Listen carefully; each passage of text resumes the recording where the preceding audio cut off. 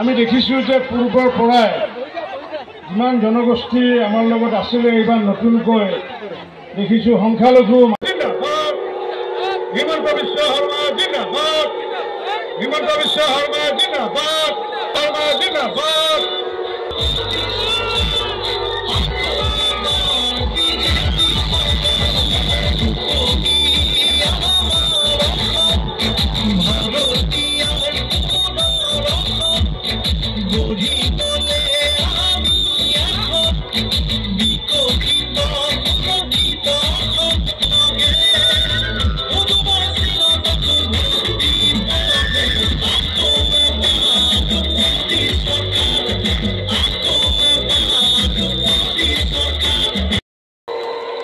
আমাৰ ফকিৰা গ্ৰামত এই এবাৰ জোৰদাৰ হাত চাপৰি দি মুখ্যমন্ত্ৰী ডাঙৰীয়াক আদৰিবলৈ ধন্যবাদ জনাইছো, অনুৰোধ কৰিছো। আমাৰ মাজত আছে অসমৰ জ্যেষ্ঠ মন্ত্ৰী ৰঞ্জিত দাস ডাঙৰীয়া, অসমৰ মন্ত্ৰী অশোক সিংগাল আছে। আমি সকলো ইয়াত একেলগে আছো। আজিৰ পৰা 10 বছৰ আগতে আমি এনেকে থাকিব পাৰি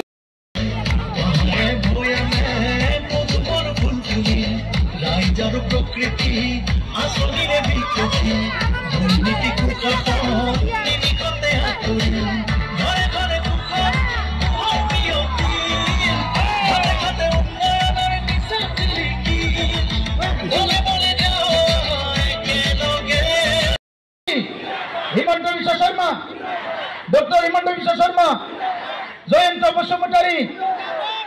বসুমতাৰী, অতুল বৰা, सबका साथ सबका विकास माननीय मुख्यमंत्री डॉक्टर हिमंत विश्व शर्मा डांगरियार आसाम गण परिषद दलेर उपसभापति कर्णमोहन राय उपस्थित আছে আমার অরূপ দে। আপনাদের তোমার নামটা কি? তোমার নামটা কি? দীপ। ঠিক আছে দীপ, তুমি ভালো করে পড়াশোনা করো। হ্যাঁ ঠিক আছে, মোৰ লগত একেলগে কব।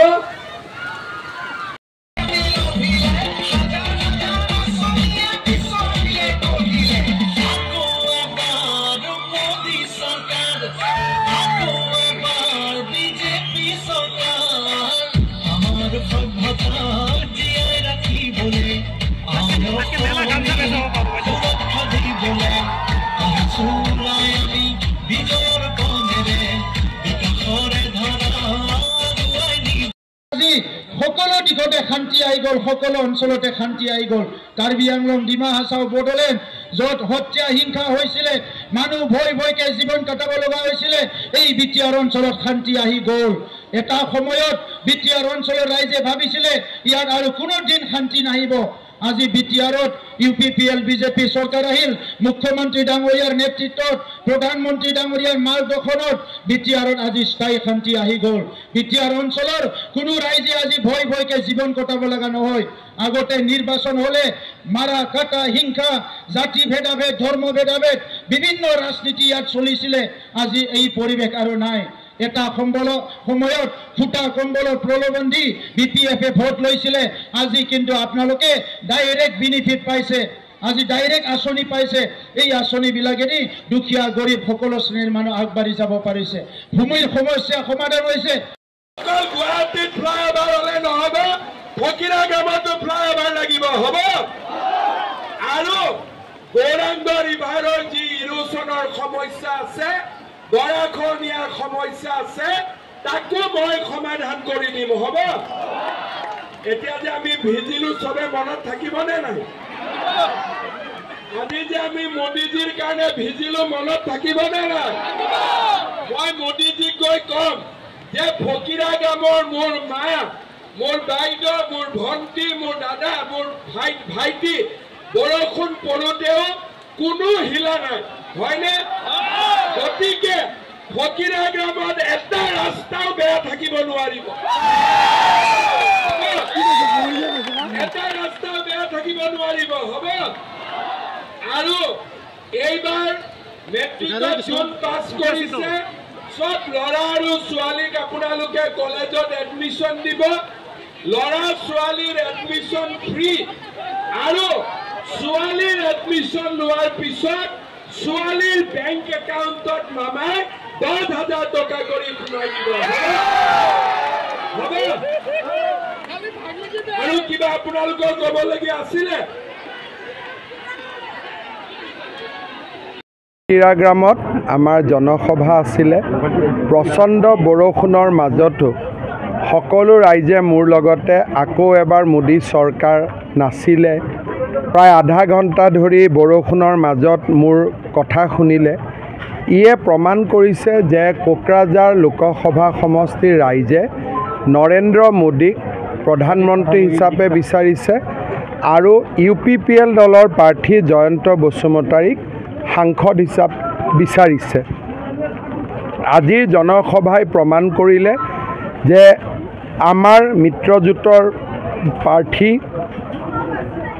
জয়ন্ত বসুমতাৰী 3 লাখতকৈ বেছি ভোটত কোকৰাঝাৰ আসনৰ পৰা বিজয়ী হ'ব স্যাৰ এই কংগ্ৰেসে কেইবাখনো দাবী কৰিছে UDF 3খন দাবী কৰিছে সব সকলো দলে দাবী কৰিব পাৰে কিন্তু কোনখন দলৰ আপোনালোকে 10,000 মানুহৰ এখন মিটিং দেখিছে আজিলৈকে দাবীটোতো কৰাত আপত্তি নাই মানুহেতো চন্দ্ৰত যাব দাবী কৰিছে মংগল গ্ৰহত যাব দাবী কৰিছে মানুহেতো বিভিন্ন দাবী কৰে আৰু কৰি থাকিব কিন্তু আজি নিৰ্বাচনৰ কেম্পেইন মই 22 মাৰ্চৰ পৰা আৰম্ভ কৰিছোঁ 22 মাৰ্চৰ পৰা মই আহি 24 এপ্ৰিল পালোঁ প্ৰতিদিনে 4-5খন ৰাজহুৱা সভা প্ৰতিদিনে মই 50-60 হাজাৰ মানুহক লগ পাই আছোঁ বিৰোধী পক্ষৰ কোন এখনো মিটিংটো মই টিভিত দেখা নাই গতিকে দাবী কৰিলেতো নহ'ব দাবীৰটো কিবা এটা আধাৰ থাকিব লাগিব মাইনৰিটি মানুহখিনিৰ এবাৰ বিজেপিৰ প্ৰতি যথেষ্ট আগ্ৰহ দেখা গৈছে চাওক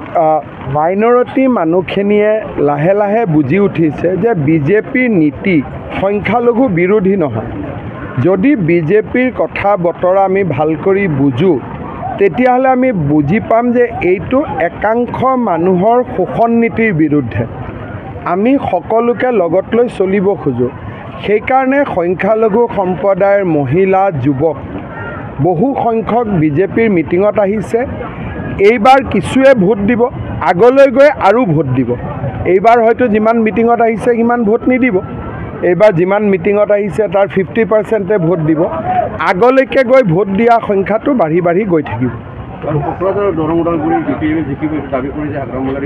দাবী কৰাটো আপত্তি নাই মই আগতে কৈছোঁ দাবী কৰাত আপুনি কেনেকৈ বাধা দিব গণতান্ত্ৰিক দেশ এতিয়াতো বন্দুকো নচলে গতিকে সকলোৱে দাবী কৰিব পাৰে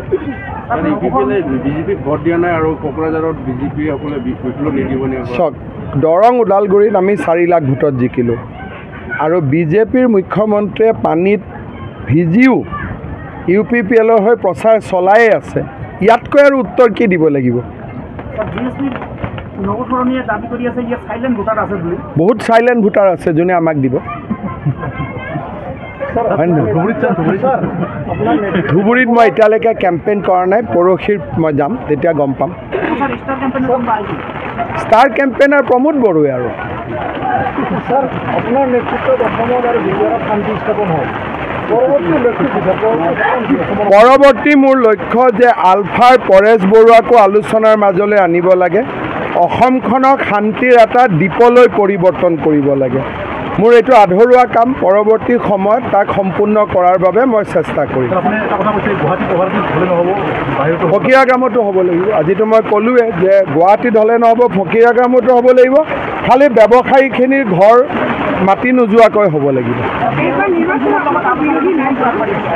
মই তেনেকৈ বিৰোধীৰ প্ৰভাৱ দেখা নাই কিন্তু 2-এটা চিটত বিৰোধীক পাইছোঁ নোপোৱা বুলি ক'লেতো ভুল কৰা হ'ব কৰিমগঞ্জত বিৰোধীক পাইছোঁ নগাঁৱত বিৰোধীক পাইছোঁ একেবাৰে বিৰোধী নোপোৱা বুলি ক'লে নহ'ব কৰিমগঞ্জ আৰু নগাঁও আসনত আমি যথেষ্ট বিৰোধীৰ প্ৰত্যাহ্বানৰো সন্মুখীন হৈছোঁ যোৰহাটত হোৱা নাই যোৰহাট আমাৰ নিজৰ চিট গতিকে যোৰহাট ধুনীয়াকৈ পাৰ হৈ গৈছে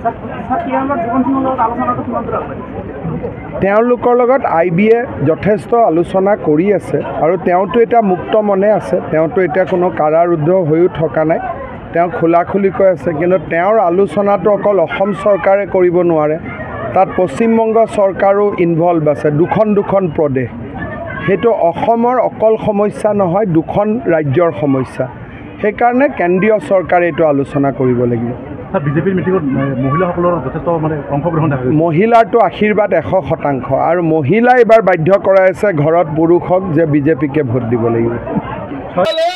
কাৰণ দিল্লীত মোদী আছে, দিছপুৰত মামা আছে আৰু কোকৰাঝাৰত প্ৰমোদ বড়ো আছে, হয়নে নহয়?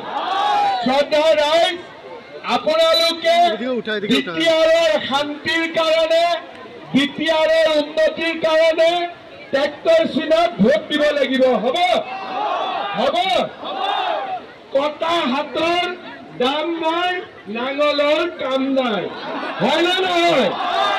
কটা হাতৰ দাম নাই, নাঙলৰ কাম নাই, হয়নে? মই ঠিক কৈছো নে নাই? এতিয়া মই 3টা কথা কম। আমাৰ কোন কোন মহিলাৰ অৰুণোদয় নাই? হাত ডাঙৰ। কাৰ কাৰ অৰুণোদয় নাই? আপোনালোকৰ অৰুণোদয় নাই? ৰেচন কাৰ্ড আছে নে নাই? আছে। মোক আপোনালোকে বিশ্বাস কৰে নে নাই?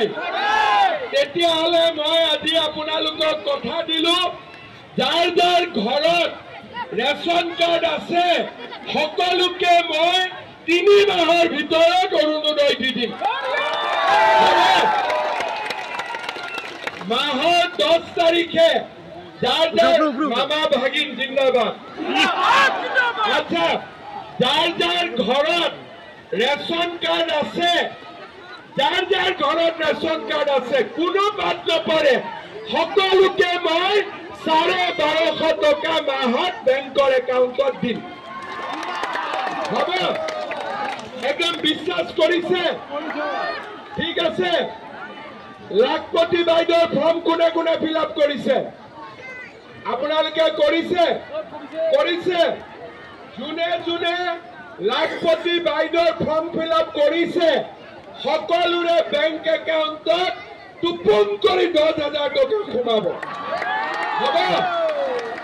10,000 টকা গিৰিয়েকক কোনে কোনে দি দিব? গিৰিয়েকক কোনে কোনে দিব? গিৰিয়েকক নিদিব। আৰু এই 10,000 টকাটো আপোনালোকে ভাল কামত খৰচ কৰিব। গিৰিয়েকৰ যদি দোকান আছে তাতে লগাব। গাহৰি, মুৰ্গী, ছাগলী একো নহলেও ঘৰত 50ডাল চেগুনৰ গছ ৰুব, নহলে 50ডাল বগা চন্দনৰ পুলি ৰুব। ঠিক আছে? যিসকলে 10,000 টকা ভাল কৰি খৰচ কৰিব তেওঁলোকৰ বেংক একাউণ্টত মই আকৌ 25,000 টকাকৈ সোমাই দিম। হ'ব? ৰেচনৰ চাউল বিনামূলীয়া আছে, উজ্জ্বলা গেছ আছে, লগত আয়ুষ্মান ভাৰতৰ কাৰ্ড আছে, ঘৰে ঘৰে অৰুণোদয় পাব, লাখপতি বাইদেউৰ টকা পাব। 1 লাখ চাকৰি দিয়া হৈ গ'ল। আৰু গৰীব দুখীয়াৰ কাৰণে মই এই বছৰত আৰু 50,000 চাকৰি খুলি দিম। 50,000